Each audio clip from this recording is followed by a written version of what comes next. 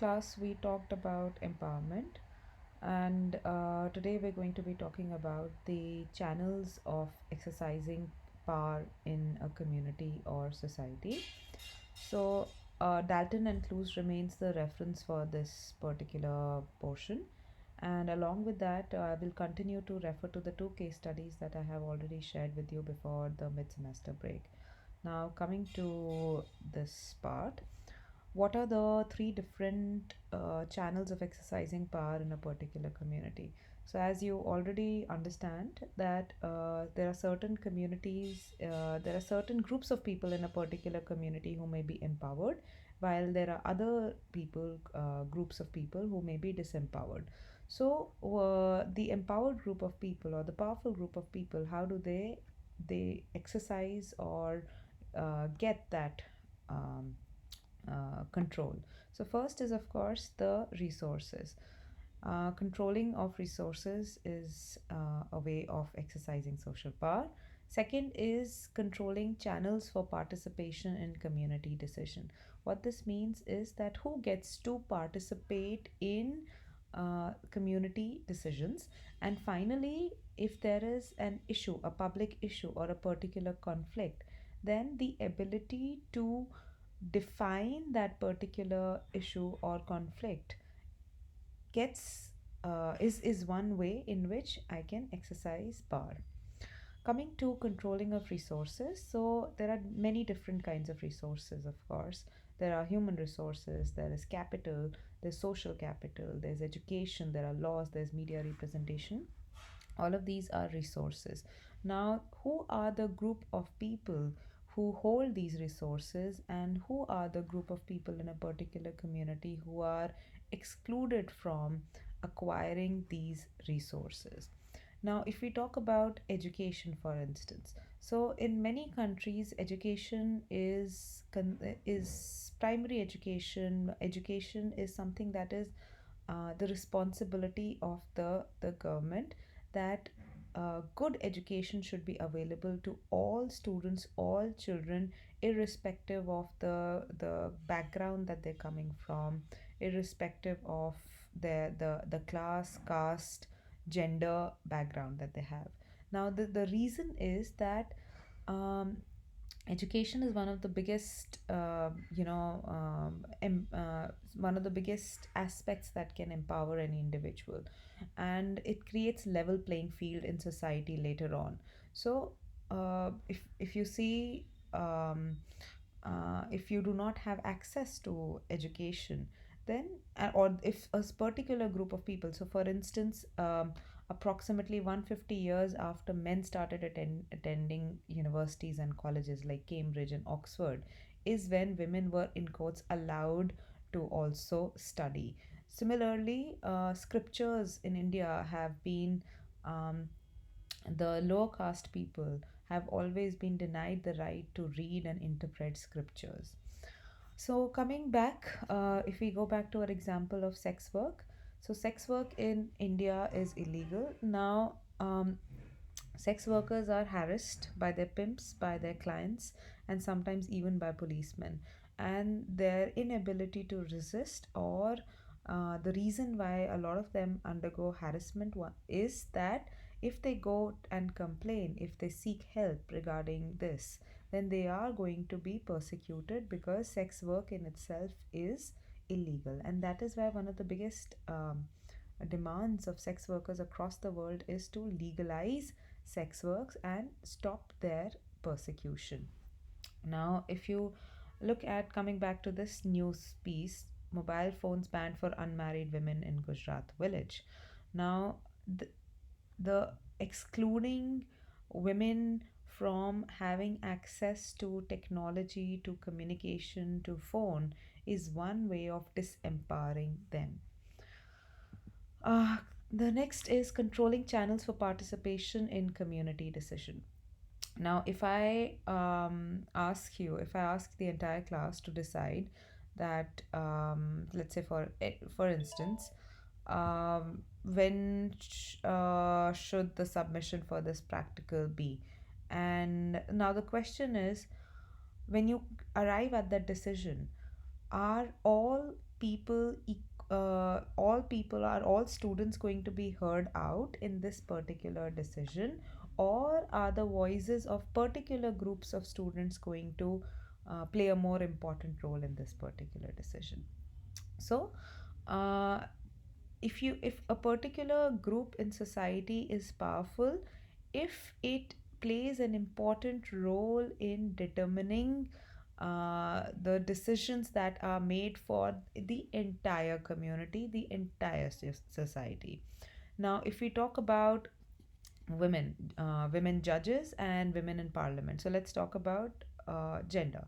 Now, these are some of the statistics. I think they are a little old, but I don't think today the statistics are any better. So in Lok Sabha, women constitute 12% of the population, and in Rajya Sabha, around same 11%. And you come down to women judges.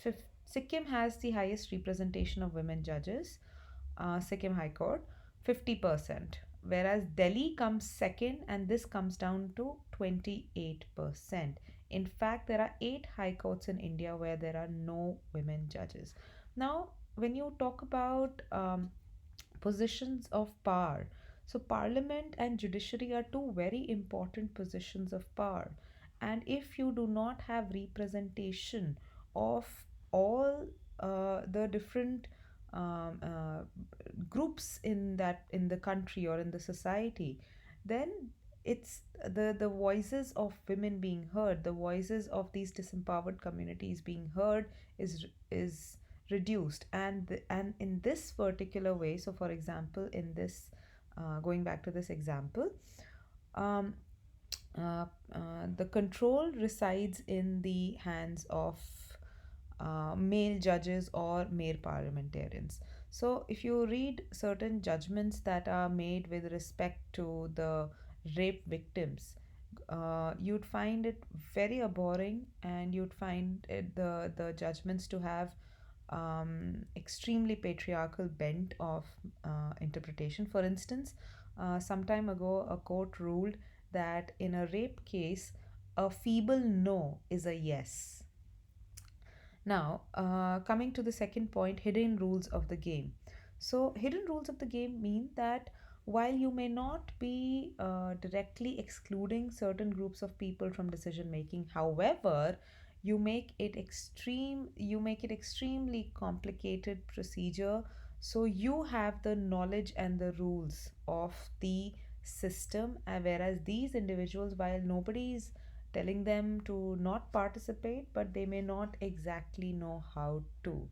So, and these hidden rules of the game may systematically benefit one group over the other. So, very simple example, a lot of individuals find a lack of transparency in government offices, and because of that, there was a law that came into place which was called the right to information.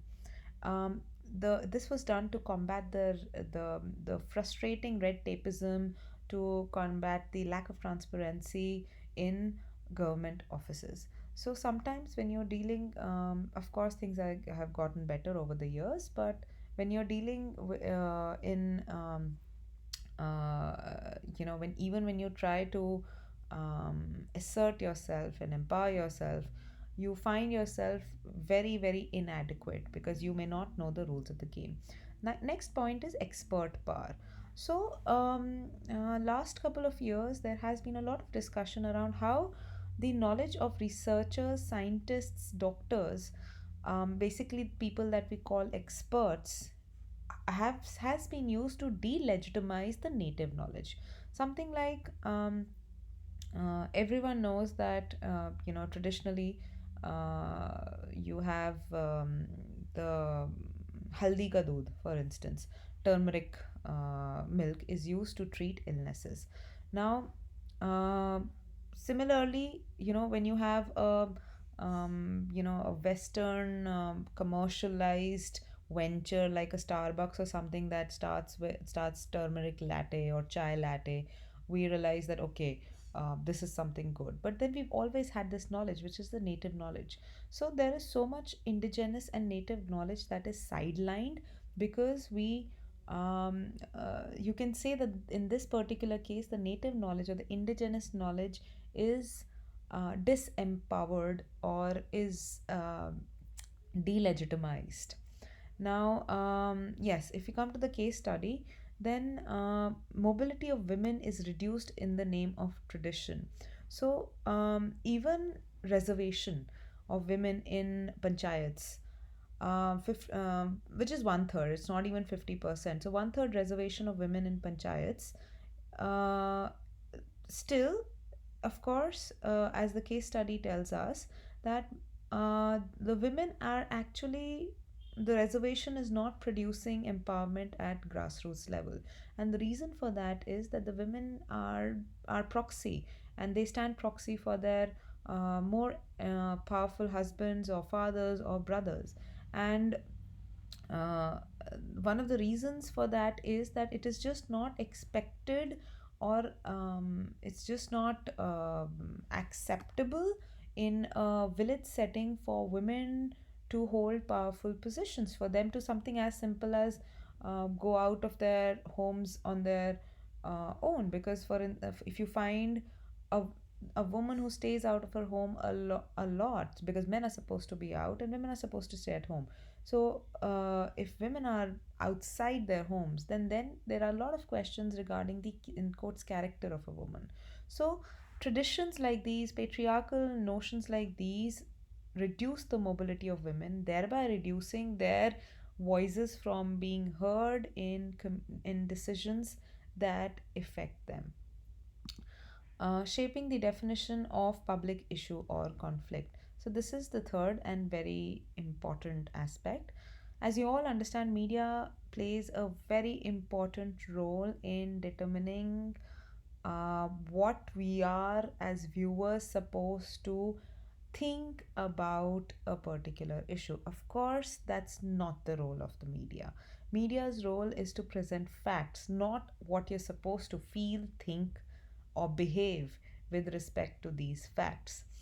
If you go back to when there was a debate on our Indian television news channels, which went on for at least a month on Padmavati, the important thing that happened during that time was that a lot of different important pieces of news, such as the budget, such as Rohit Vemila's death, they all got sidelined. They all got neglected in our obsession with Padmavati. So, media can give a what we call a spin on things. It can spin an issue, uh, controlling what people are supposed to think about any particular issue, and before you know it, you are parroting and narrating the same feelings that the person sitting in the newsroom is asking you to. So, of course, why are they doing that? The reason they're doing that is that media channels have are controlled by TRPs, and the TRPs, of course, controlled by interest groups. So there are people who are providing money to journalists and to the media channels, and of course, if they're not doing this out of charity, if these interest groups, when they're presenting the money, they probably also get to exercise certain um, uh, power over what gets presented and how it's getting presented. You'd find, therefore, after that, you'd find that how media, we're taking the example of media, but there are many ways through which one can present uh, any particular public issue or conflict.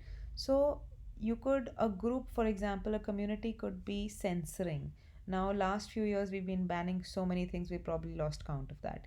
Censorship. So, go back to satanic cults, which was banned by certain fundamentalist forces. This was a book, not Satanic Cults, sorry, Satanic Verses. Satanic Verses by Salman Rushdie.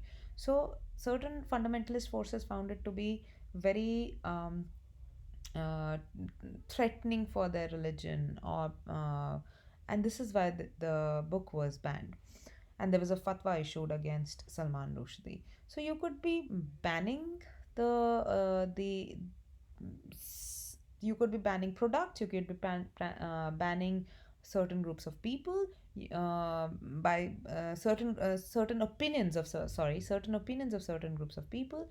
Or what you could be doing is that you could be discounting individual and group judgments. By discounting, it means that neglecting and not listening to certain groups of people. And you could be doing that by, for instance, you could see in a lot of our television media channels, we start labeling people as um, urban Naxals, or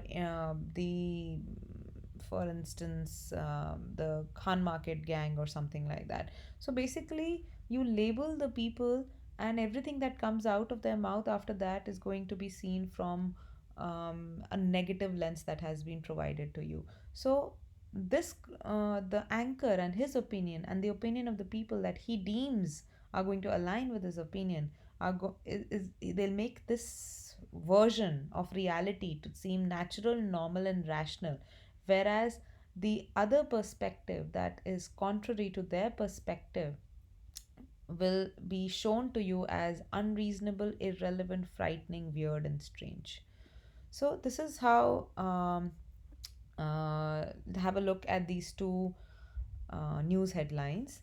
JNU students clash with cops, march to parliament halted by water cannons. Cops halt mass JNU protest, many hurt in the melee. So, while they may be reporting the same incident, they are definitely shaping how the viewer is going to be perceiving this particular issue in different way. Now, if you look at this, depending on the background, the race, the ethnicity, the religion of the shooter, you will have media calling someone a terrorist. You will be calling a black shooter to be related to gang violence.